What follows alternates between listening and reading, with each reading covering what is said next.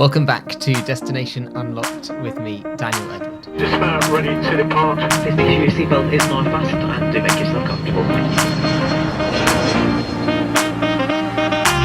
Well, it's great to have you here for this episode of Destination Unlocked, the conversational travel podcast where the world is introduced to us by locals and expert travellers.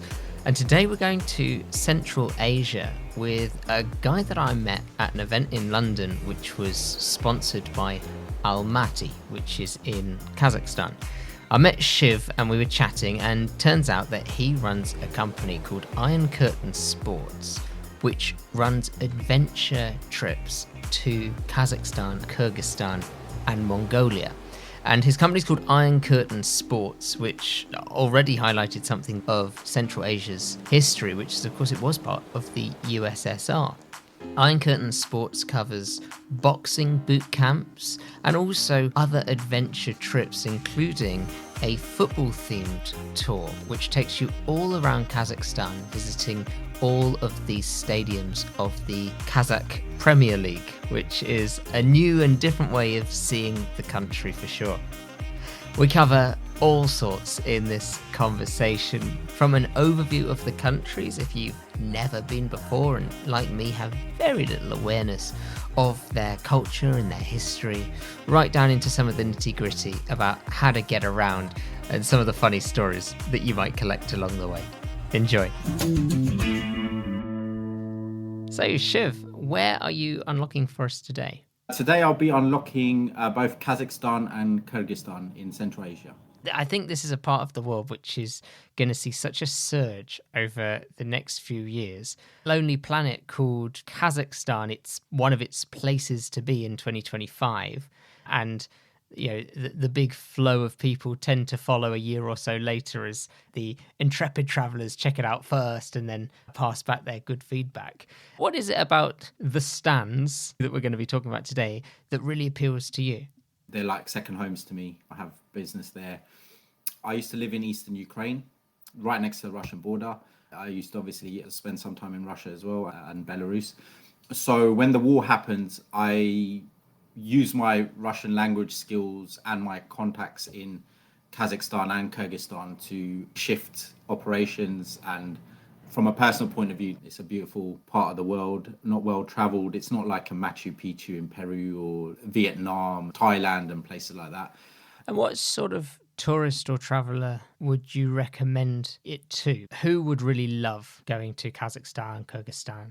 Normally when I'm on a plane on Air Astana to Almaty in Kazakhstan, I notice that it's normally retired married couples and younger people by themselves. Maybe they might be on a gap year or maybe just having a break from work or something. I don't really see families unless they are a mixed couple. So it might be a Kazakh woman that married a British man and maybe they're going to see their grandparents or something like that. But I don't think the countries have the infrastructure for young families, but as a young adult, it's a great place. It's a land of discovery, basically. There's people who've got a bit of the spark of adventure in them. Yes, Almaty and Astana. Astana is the capital. Almaty is the old capital, and Almaty is still the bigger city in terms of population. It's probably double the size of Astana.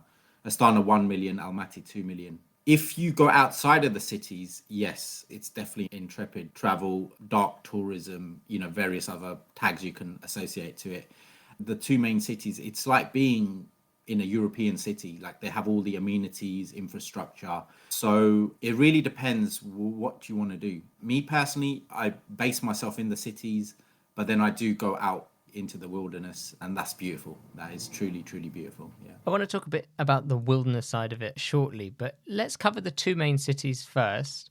Why don't we go in chronological order and start with Almaty, which was previously the capital city. What is there to see in Almaty? What are the top highlights? In the middle of the city, you can go on a cable car and you can go up to Koktobeh Hill. It's almost like going to Chessington Zoo in a sense. You've got amusement rides and various other things. But the main place where people go a little bit out of town is called the Shimbulak Mountains for skiing. And there's a place near it where people have concerts. And then the other famous one is Charin Canyon, a little bit further out of town. And that's a really good nature spot. But within the city, near Mildom Hotel, It's got all the sort of bars and places like that. And it's a really nice place in the summer for evening walks, because in the summer it gets really, really hot. And in the evening, there's that light, cool breeze coming through. There's lots to do. And, every time I go back, I learn more things. Architecturally, can you see the different eras of Almaty's story as you walk around the city? Yes, it's quite an old city. It was a traditional Soviet capital. So there's a lot of Soviet architecture there. But economy-wise, it's probably the most, prosperous place in Kazakhstan. So there are new builds being put in. It's a nice blend. It's not too modern. It's not too old. It's somewhere in the middle. And then Astana was sort of thrown at the Kazakh people as a new capital. And so it's sort of futuristic in that sense. Yeah, Astana is architecturally completely different. There is old and new town, but the new town dominates. It's way bigger than the old town because it was like a little village before. If you want to save a bit of money on the hotels, find a hotel just across the bridge into Old Town. It'll be a lot cheaper, and within a 10 or 15-minute walk, you can be in Newtown. That's what I normally do. The hotels in the Newtown are extremely expensive. It's like Milton Keynes. It's got a grid pattern, and there is a tremendous amount of construction going on there than there is in Almaty. If you're a first-time visitor, is there one that you would recommend going to over the other? I've got friends in both cities, and there is a bit of a rivalry. I think the rivalry is going to get into football pretty soon because they're now the top two clubs. I'd say Almaty for a few reasons. Number one, if you are getting a direct flight from the UK, London Heathrow, you're going to go to Almaty first. But more than that, there is definitely more to do in Almaty. There is more cultural stuff. It's surrounded by mountains. But Astana, a lot of people deride it, saying, "Oh, it's not what Almaty is. It hasn't got the same culture and all that." But I've got a soft spot for Astana. I think there are things you can do there as well. It's quite fun to see a place which is being purposefully built rather than something which sort of organically grew up over centuries. Astana just seems like it's a work in progress at the moment. Weather-wise, Astana doesn't get as hot, but summers are decent there, like, mid-20s, possibly late 20s, whereas Almaty gets into the 30s. So if you don't like the heat too much, Astana could be better in the summer. In the winters, however, Astana becomes brutally cold. There is like this really cold, brutal wind. Almaty is also cold, but not on the level of Astana. And I would class winter as November to March, and I would class summer May to September, and April and October being interchangeable months. When you say brutally cold, what do you mean? I've been there at one winter when it got to minus 48 Wow. Celsius. Yeah, it was brutally cold. However, what I will say is that their heating systems in the buildings are really top notch. I guess they have to be. And the taxis were all really well heated up and everything. And I didn't stay there that long because I just didn't want to be in that cold. So I went from minus 48 back down to Almaty, which was a nice warm minus 20. Balmy. So yeah, a balmy minus 20. How easy is it to get currency before you go? Or is this something that when you get there, you sort everything out of the airport? You can't get the currency from the UK. So what I do is take money out of the ATM for cash. It's a very technologically advanced nation in terms of you can use your cards everywhere, so you don't need cash as much. The taxi service is called Yandex Go. And the issue with that is if you put in a foreign number, it becomes really difficult. So I have to call a taxi each time, and I need cash essentially for that. But if they fix that issue with the Yandex Go, where you can put in a foreign number and use it almost like an Uber, I don't even really see the point where you'll need cash. Even going to the mountains, there's people with card readers, and this is only going to get more pronounced with time. But if you do need cash, I would recommend getting a debit card with no fees or very low fees and just taking money out at ATMs in that part of the world. You mentioned taxis. Is that the way to get around, or are there other ways to get around within the cities and between the places? You can rent cars, and you've got the car rentals at the airports. Personally, I don't want to find parking and this and that, and I'm in a foreign country driving in the city with their different rules and regulations. I don't want to get involved with that. Within the city, I don't want to drive. And the other thing is taxis are so reasonable. Sometimes they even cost less than a day pass in the London Underground, etc. If you are going to rent a car, please be vigilant, because cops can stop you and say, oh, there's a slight issue with your car, or you are going 1 mile above the speeding limit, and you're going to have to pay them a little, bribe. And in the beginning, I was a little bit angered by that. But then sometimes when you look at it philosophically, you also have the same system in the UK. It's just you're not giving the money to the police directly, but 2 weeks later, you're getting a letter through the post box. So I guess in some ways it's better like that in Kazakhstan, where you can even haggle with the police. So if they say 500 tenge, you can haggle it down to 200, for example. And at least you can not worry about, am I going to get something through the post? Yeah, that's true. If you're just staying in the city, though, on the metro, with so much being card related, do you just tap in and tap out with your bank card? With the metros, different cities have different things. Almaty has a metro. I'm trying to think, did Astana have a metro? Some of these cities are built on fault lines, so they can't have metros. I've rarely traveled on the metros. The taxis are so cheap that it's pointless. But I think they have introduced in Almaty that you can tap in, tap out with cards. However, I know that there is still the cash option as well. We've spoken quite a bit about Kazakhstan, but what about Kyrgyzstan?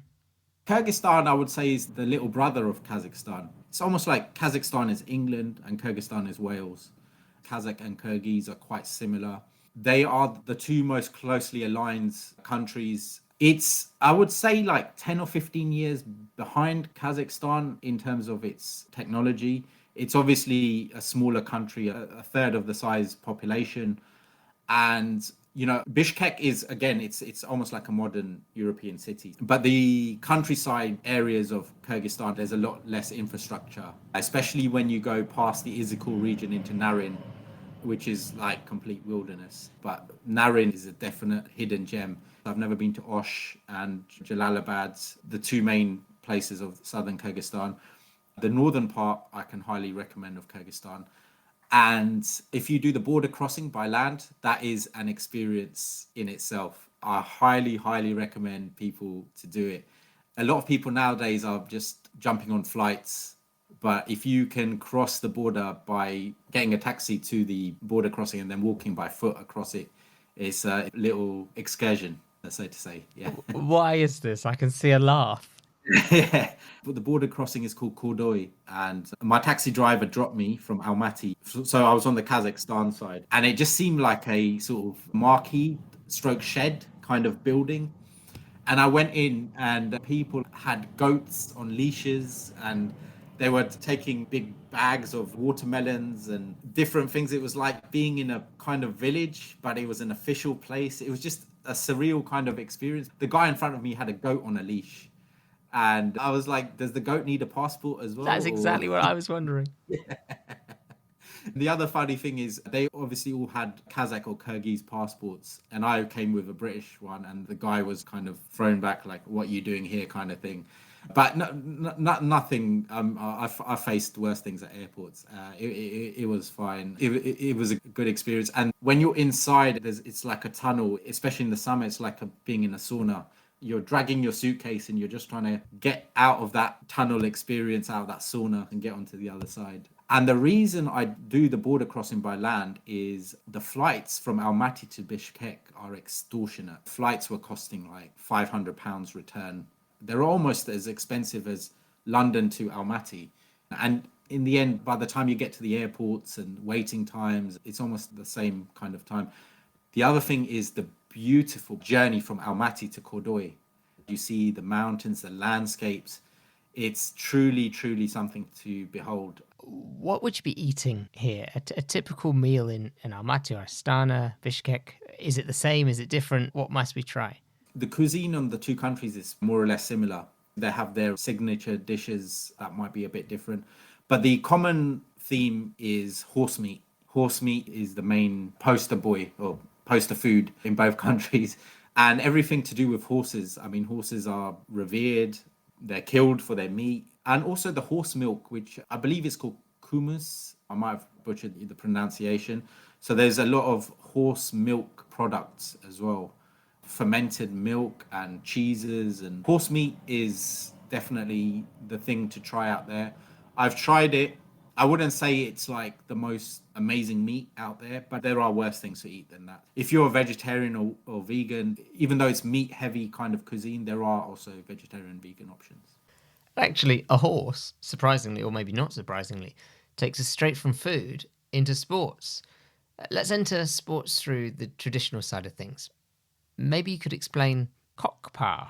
They have these traditional sports that have been happening there for many centuries. I believe it was a region that was invaded by the Mongols. So there's a lot of ancient Mongolian traditions. So these sports might have originated from Mongolia, but they've definitely been embraced in Central Asia. So you have Kokpa, which is two groups of men on horses, and there's a goat carcass, and they're both trying to grab it from each other to take it to a certain zone. I went to the Nomad Games in September 2024, which is the Central Asian version of the Olympics.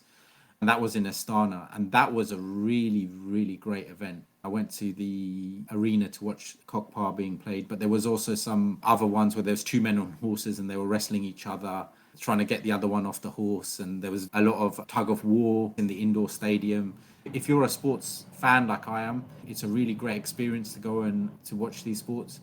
I just got so enthralled by watching it. Oh yeah, and I'm forgetting one of the main ones. They do a lot of bird flying and things like that. So those are traditional sports as well. It feels to me like a huge part of their culture, sporting, societal, all of that connects in with nature and animals. They have a real reverence for the natural world. Yeah, especially when you go outside of the main cities, traditional nomad villages, yurts, lots of wilderness. I mean, Kazakhstan is a massive, massive country, and it's got a relatively small population. I believe it's around 21 million, though it is growing. But, for a country that is in the top 10 countries in terms of land area, 21 million is extremely small. It's only slightly more than Romania, for example. You literally could drive maybe an hour outside of the city and you'll be in complete wilderness. In all three cities mentioned, Astana, Almaty, and Bishkek. So, yeah, if you want to get away from people, these are great countries to visit. I want to ask you about your company, Iron Curtain Sports, because it's such an amazing way to see this region. We've already sort of covered some of their traditional sports heritage. Physical activity is clearly something which is so deeply ingrained in who they are and how they live life in the area. And you're bringing people out there to sort of engage in this, not necessarily in the traditional sports, but in a different way. I started the company while I was in Ukraine, and we had a boxing boot camp in Kharkiv, where I lived in Ukraine. However, once the war started, we had to move operations. So I set about going into both Kazakhstan and Kyrgyzstan. I went into the Izikul region of Kyrgyzstan, and it's such an idyllic place. It has mountains, and it has this massive lake called Lake Izikul right in the center of it. I believe it may be the biggest landlocked lake in the world, but it's certainly one of the biggest. It's almost like a sea. It's such an idyllic place. Within half an hour, you'll be on top of the mountain or on the flat land on the lake. And I was noticing that a lot of people were coming there who were from Central Asia. So there was a lot of Kazakhs and Tajiks and Uzbeks. And a lot of people from around Central Asia come to Izikul for their summer holidays. So I thought, if people are coming from all around to Izikul, there must be something great about this place. And apart from the place, they had a world champion called Dmitry Bivol, who was born on the borderland of Chuy, which is the region where the capital Bishkek is, and of Izikul, because they're two neighboring regions. He's, world champion and all that. And he trains there. Before he does his main camp, he does his pre-camp in Izikul, running in the mountains and all that. And then I saw the infrastructure, like the boxing gyms. So I was like, this is the ideal location. I've got a poster boy, Dmitry Bivol, who's well known around the world. So let's set up operations here. We do a boxing boot camp in Kyrgyzstan, and whether you're a novice or whether you want to become a professional boxer, it's a great place to come over and train. What does a day look like on a boot camp if you're doing it as a trip as well? How much of the place do you see, or how much of the locals do you interact with, and how much of it is pure sports training? The camp is mainly in Cholpanata. So you'll be going around mountains, and the journey is epic. And when you get into Izikul, it's like wilderness, open land. it's old school. It's like transporting back in time. It's got cars from the 1950s, old Soviet larders and things like that. So we want you to go to a place where you can fully concentrate on your training. We could have located in Bishkek, but the problem is if you locate in a city which is almost like a European city or a Western city, there's all the temptations to make you fall off the wagon, nightclubs or bakeries with rich food or, various things. We wanted to really take you into the wilderness where in the nighttime you can look into the skies and see the stars so clearly and things like that, and fresh food. And we also offer the option of you can stay in a yurt as opposed to that guest house. For your listeners who might not know what that is, it's a tent, but it's a fairly big tent.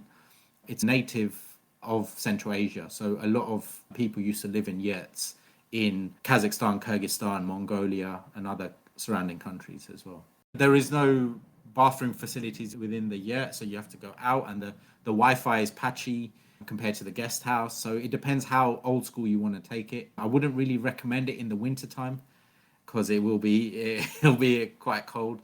But in the summertime, it's quite a good option. I love that these boot camps aren't just a physical training. It's sort of a mental release as well. And you're in the right place for that. The ability to disconnect from the world that, we're both in London, that it's very difficult to escape from in London.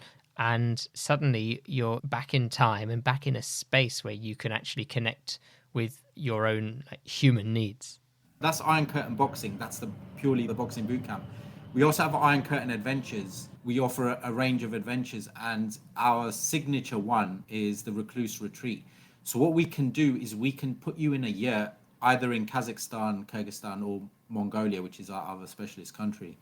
And it depends how far you want to take it. So there are yurts which are a few 100 meters from the main town, or you can go into a yurt which is a few miles away from the main town. We can take your smartphone off you and give you one of those old school non-smartphones for emergencies. And you can take a camera, just a camera, so you can completely disconnect. What we do is that we offer food delivery 3 times a day. So, your food is covered, but you're also living in wilderness away from people. We take away the technology. There's no internet connection. I believe that this is something which Western society needs, because we are constantly on the phones, constantly on social media, constantly around people.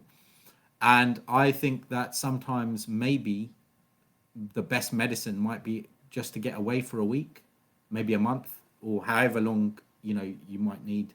And these countries outside of the main cities are built for that. That is a life-changing trip.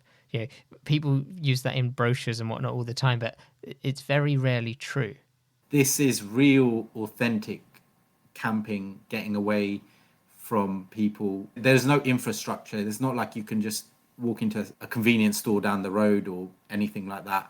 Humanity needs it. And I see the potential for this being something really big in the years to come, especially as AI and various other technology takes over.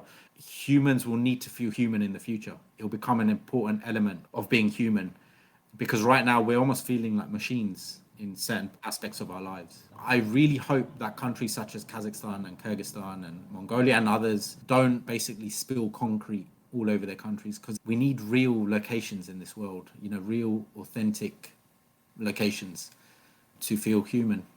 There's one other of your tours that I specifically want to ask about, and this one is in the built-up areas, but people may or may not know that Kazakhstan has got a pretty decent Premier League for football. Oh yeah, so I developed with my partners there a football tour, going to each of the 14 Premier League clubs in Kazakhstan.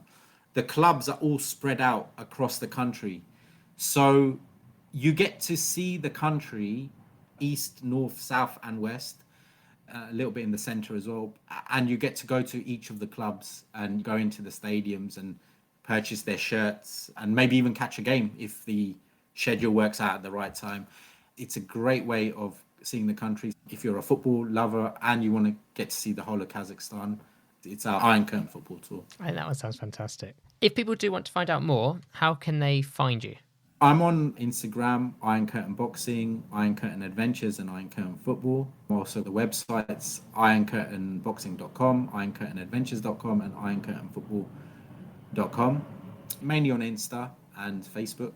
And what we do is we get to learn about our clients first, and then we kind of tailor the experience to them. So don't be afraid to reach out and let us know what you want, because if you are one of those people that just wants a relaxing time, we're not going to put you in the boxing boot camp. We'd say, go on our football tour, for example, because it will just be chilled out time. That's so cool. You mentioned that you speak Russian, and that's been your key into the country. If you are heading there, you don't speak Russian and you don't speak Kazakh, are you going to be okay? Within the city centres, yeah, you'll be fine. The younger generation are learning English. Western music is what they listen to a lot. So a lot of people do speak English. In terms of Russian or Kazakh, I would always recommend Russian, simply because in the cities, Russian is more widely spoken than Kazakh or Kyrgyz in Bishkek. I highly recommend that you get to know a few phrases of Russian. Don't worry if you're not a fluent speaker, you'll still get by. You'll still be fine. If you want to say how are you, say как дела. Please is пожалуйста, and thank you is спасибо. And are they widely used? Is that considered good etiquette there? No, they don't have the same. You don't need to do all that out there. I'll give you a funny anecdote. I was on a local flight between Astana and Almaty, and I was sitting next to a babushka, which is like their version of it means grandma, basically. And we're sitting on the flight, and we land, and I'm sitting on the aisle seat. She's in the middle, and there's another babushka on the window seat. So she literally elbows me on my arm, and I looked around in a bit of shock, like someone's elbowing me like that. And then she's pointing up, like, get my bag from the overhead locker. And so I get her bag, and there's no thank you or please afterwards. If it was done in the UK, there's something wrong. But it's just the way it is. It's not done out of malice. They just don't have that thing to their culture like we do. But I always do say it because I'm born in Britain, so please and thank yous are used here. So I'm always пожалуйста or спасибо to people, and people are fine with that. Well, yeah, even if you're in a different country, you can't separate yourself from yourself. So if that's your custom, then you do bring a bit of that with you. Yeah, exactly. What about tipping? Is this a thing that people are expecting? No, tipping's not a thing out there. However, sometimes when you're in a taxi and they've asked for like 45 tenge, you give 50 and you're just like keep, and they get really like happy about it. They're like, wow, you really don't want the change. I'm like, no, but they almost like insist on giving the change back. Yeah, tipping isn't a thing out there. Nothing compared to what it is like in America, for example. If you wanted a really authentic locals day, you don't want to feel too touristy, what would you say is a locals insider thing? A lot of people go to the markets out there. The name escapes me for the Almaty and Astana markets, but the one in Bishkek is called Osh Bazaar. It's a massive place, and it's just, you get everything from like clothes to different fruits and delicacies and loads of different things. So if you're into your shopping or you want to purchase something that's unique or try a unique kind of food, definitely go to the markets. In terms of other things for locals, a throwback from the Soviet era, there's the ballet and circuses. There is a dedicated building in all three cities to a circus. If you're against animal cruelty, maybe don't head to the circus because they still bring animals into them. But they're throwbacks to the old Soviet kind of times in terms of the circuses. And the ballet is another big thing out there. The ballet and the theatre. So yeah, those are where a lot of locals head to. The wrap-up, roundup, quick-fire finish is now ready for boarding. What would you say is your top thing to see or do? In Kazakhstan and Kyrgyzstan, my top thing is definitely to head into the wilderness. What's your tourist trap to avoid? Tourist trap to avoid is maybe driving your own car. Yeah. What would you say is your favourite time of year to visit? I'm a guy that likes hot weather, so my favourite time is July and August. However, if you like your cold weather, November to March is -40. Yeah. If you like your hot weather, definitely The other thing, July and August, I just want to quickly say, is July and August is very expensive when you go to traditional places because, it's the school holidays and things like that. But when you go into Central Asia or former Soviet places, it's actually reasonably cheaper. I don't know why, but I think that a lot of people from there head over to Turkey or Egypt or places like that. So as people head out for their summer, it becomes cheaper. So if you want to go in July and August and not spend the big bucks, then head over to Central Asia in those 2 months. That's a really good tip. Thank you. How about top food or drink to try while you're out there?